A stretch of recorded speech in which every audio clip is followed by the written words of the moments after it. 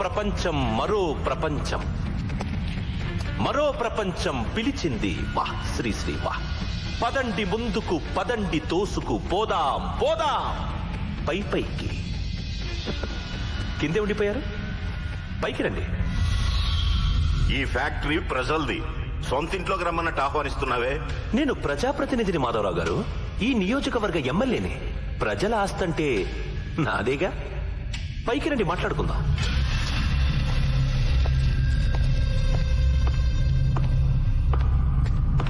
నమస్కారం మిలిటరీ మాధవరావు గారు. నమస్కారం. చిత్రంగా ఉంది కదా, మీరు మిలిటరీని వదిలేసిన మిలిటరీ మాత్రం మిమ్మల్ని వదలడం లేదు. చివరికి మీ ఇంటి పేరు అయిపోయింది కదా. మీరు మాత్రం తక్కువ పేరు సంపాదించారా ఏంటి? సగం రాష్ట్రాన్ని మింగేశారనుకుంటున్నారు జనం. పొగడకు, నాకు నచ్చదు. కబురు చేశారట.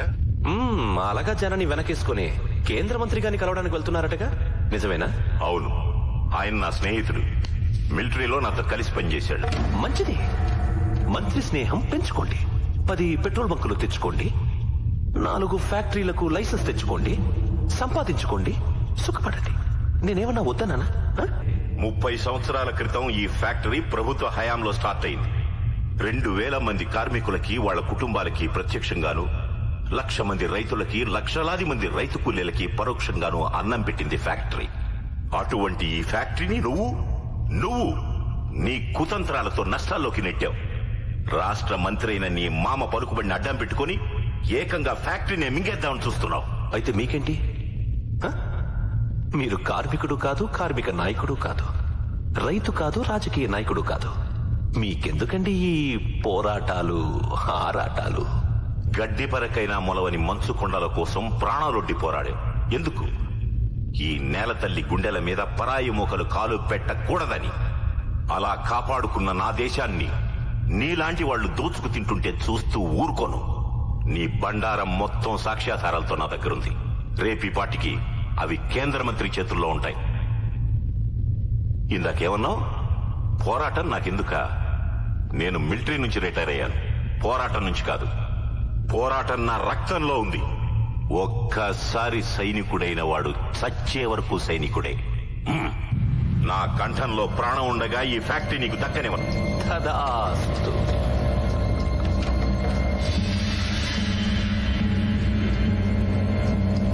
అలాగే కానివ్వండి. అందరూ దీపావళికి టపాకాయలు కాల్చుకుంటారు. నువ్వేమో రిపబ్లిక్ డేకి ఆగస్టు 15కి ఊళ్ళో వాళ్ళందరినీ మన ఇంటికి రప్పించి టపాకాయలు కాల్పిస్తావు. మిలిటరీ వాడి కొడుకు మిలిటరీలోనే ఉండాలని అన్నయ్యని మిలిటరీకి పంపేశావు. వాడేమో అక్కడ యుద్ధంలో బాంబులు పేల్చుకుంటున్నాడు. దాని గురించి నువ్వు ఇక్కడ గొప్పలు చెప్పుకుంటావు. నాకున్న ఒకదాని ఒక అన్నయ్య ఇంట్లో లేకుండా నేను ఒక్కదాన్ని గబ్బిలలాగా ఇక్కడ పడుతున్నాను. ఈ గుడ్డిదాని గోలు ఎవ్వరూ పట్టించుకోరు. వాడు మొండి, నువ్వు జగమొండి. నాన్నోయ్. ఏమ్మా? ఏంటి నా మటుకు నేను వాగుతూనే ఉన్నాను, నువ్వేం మాట్లాడవేంటి? ఏం చేస్తున్నావు? అన్నయ్యకు ఉత్తరం రాస్తున్నానమ్మా. అది సంగతి. నేను అడిగానని రాయ్. అలాగే ఆవకాయ ఉందో అయిపోయిందో కనుక్కో. అర్థమైందా? అలాగే.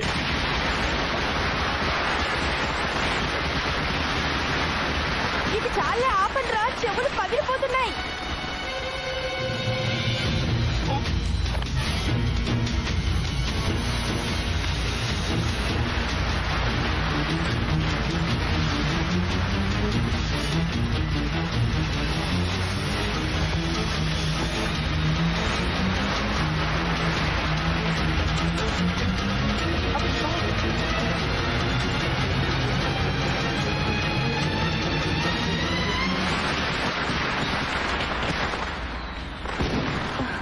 అబ్బా ఛీ, వెదవ టపాకాయలు.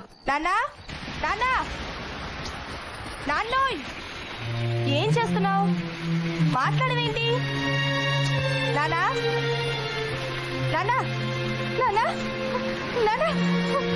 ఏమైంది నీకు? ఇక్కడ ఎవరైనా ఉన్నారా?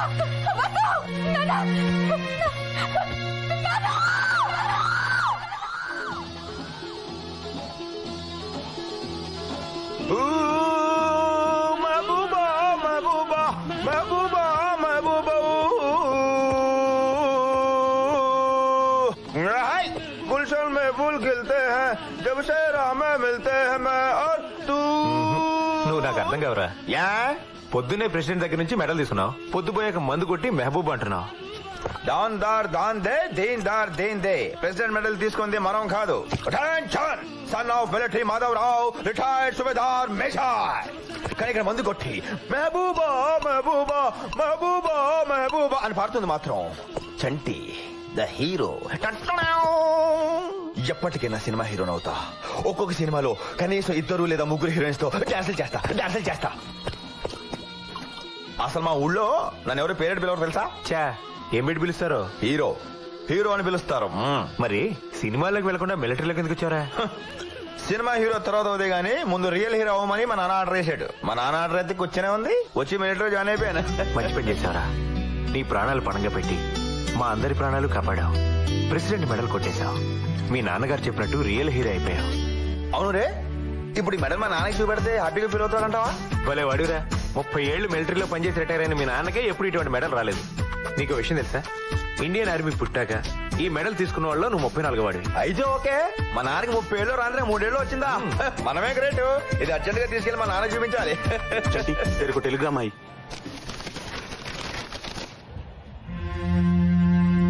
ఏంట్రా ఏమైంది? Father expired. Start immediately.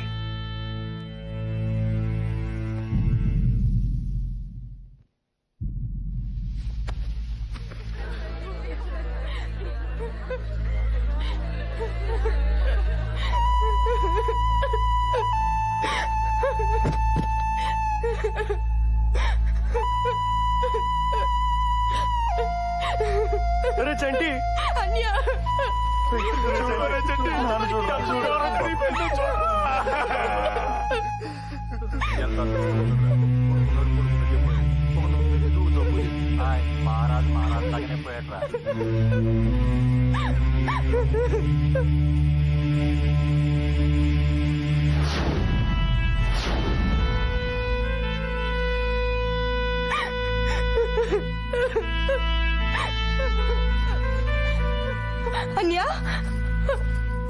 అన్యా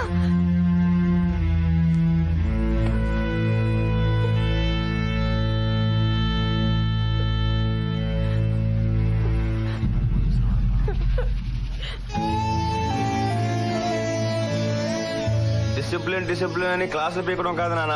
ముందు మనకు ఉండాలి డిసిప్లిన్. సోల్జర్ అనే వాడికి గెట్టం మాయకూడదు. నీకు ఈ మధ్య బద్ధకం ఎక్కువైంది.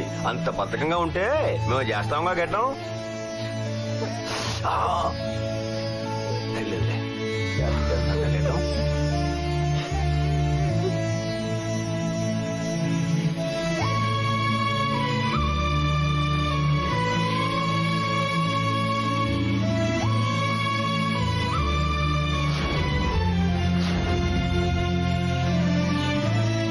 సోల్జర్ నాయన చంటి, ఇప్పటికే చాలా ఆలస్యమైంది.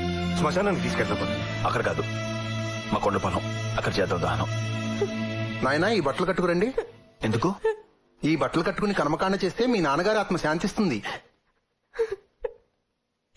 మీరు ఆ జంజం తీసేయండి. అయ్యయ్యో, ఈ జంజం లేకుండా కర్మకాండలు చేయకూడదు. మీకు ఆ జంజం ఎలాగో నాకు మా నాన్నకి యూనిఫామ్ అలాగా. యూనిఫామ్ తో కర్మకాండ చేస్తేనే మా నాన్న ఆత్మ శాంతిస్తుంది. కానివ్వండి.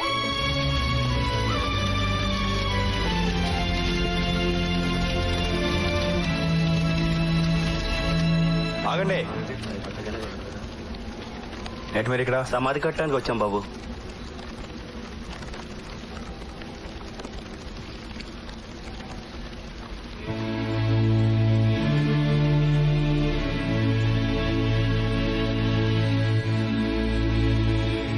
మా నాన్న సమాధి ఎవరు కట్టట్లేదు, నేనే కట్టుకుంటాను. నా చేతులతో కట్టుకుంటాను. అన్నిటికీ తొందరేనా నీకు? చిన్నప్పుడు ఆడెవడో కంప్లైంట్ చేశాడని నన్ను చెత్త కొట్టేశావు. తర్వాత తప్పు నాది కాదని తెలిసి చెల్లి దగ్గర ఏడిచావు. నేను చూసానులే. రే చంటి, నువ్వు దేనికి పనికిరావు అనేవాడివి. ఇప్పుడు చూడు, ప్రాజెక్ట్ వచ్చాను. ఇదిగో నీకు చూపిందని మెడలు కూడా తీసుకొచ్చాను. వెళ్ళిపోయావు. అంతలోనే కంగారు నీకు. అయినా ఏం పర్లేదులే. అసలు ఈ మెడలు నాది కాదు నాన్న, నీదే.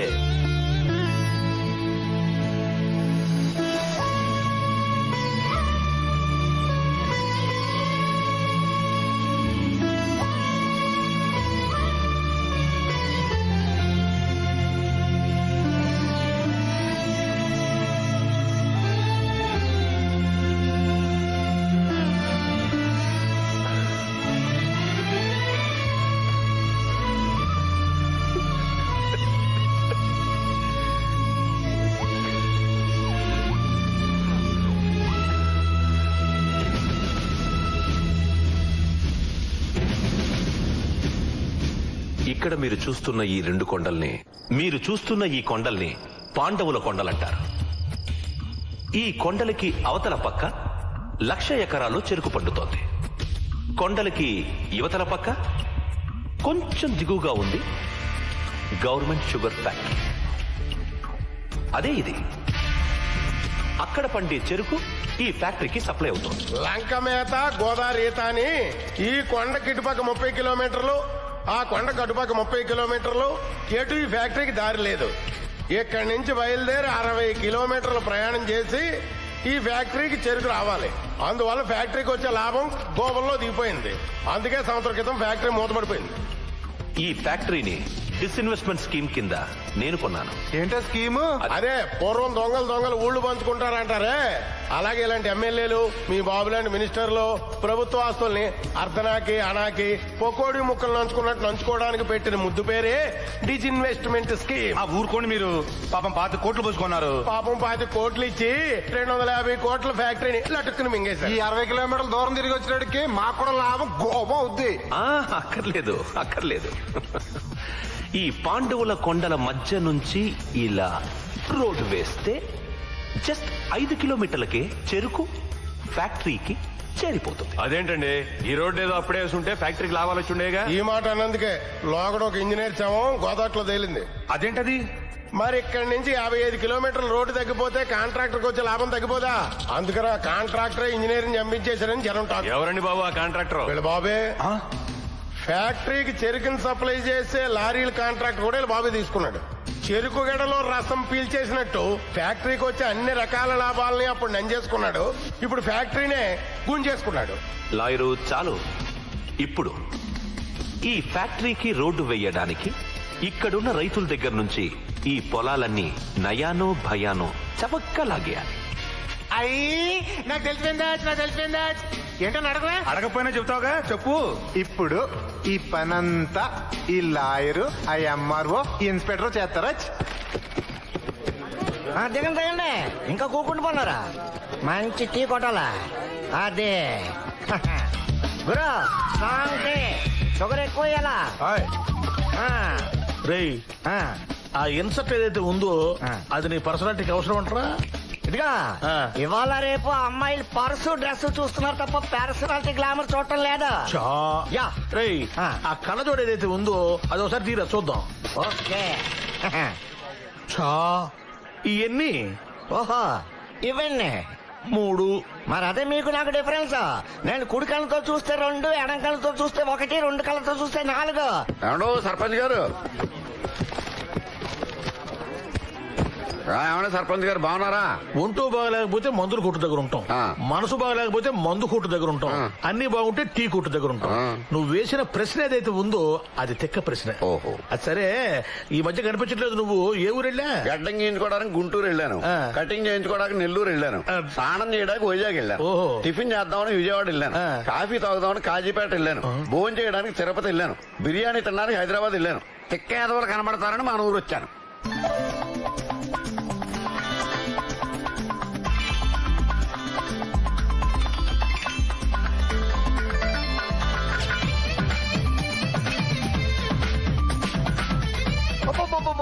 సూపర్ ఫిగర్ అదిరింది. వాడికి టోటల్ డెకరేషన్ తో నరికెత్తలేదు. దీని బాబు ఎవడో గానీ దాని బాబు నేనే. అమ్మో, అది తన విరుపులు చూడడానికి నీ 2 కళ్ళు చాలటం లేదు కదా? అవునా? తన అరుపులు వింటే నీ 2 చెవులు ఏతున్నాయో అవి మిగలవు, కాళ్ళకు పంచి.